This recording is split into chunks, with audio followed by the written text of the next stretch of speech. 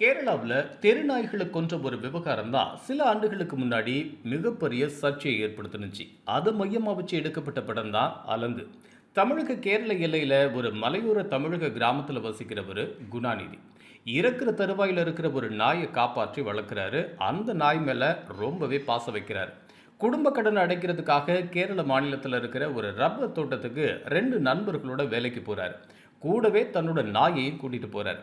வேலைக்கு போன இடத்துல முதலாளி செம்பன் வினோத்தோட மகளை ஒரு நாய் கடிச்சிடுது. அதனால ஊர்ல இருக்கிற ஒட்டுமொத்த நாய்களையும் கொல்ல சொல்லி அவரோட அடியாட்களை அனுப்புறாரு செம்பன். அவங்க கிட்ட குணாநிதியோட நாயும் மாட்டிக்குது.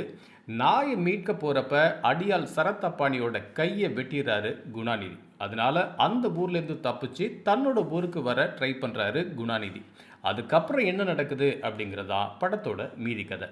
மனிதனுக்கும் நாய்க்கும் உள்ள பாசத்தை மையமாக வச்சு படத்தை இயக்கியிருக்கிறாரு இயக்குனர் சக்திவேல். எல்லா உயிர்களும் ஒரே உயிர் தான் அப்படிங்கிறத ரொம்பவே உறக்க சொல்லியிருக்காரு. அஜீஸ் இந்த படத்துக்கு இசையமைச்சிருக்காரு. பாண்டிக்குமார் ஒளிப்பதிவு செஞ்சிருக்காரு. அலங்கு திரைப்படத்தை பாமக தலைவர் அன்புமணி ராமதாஸோட மகள் சங்கமித்ரா தயாரிச்சிருக்காங்க.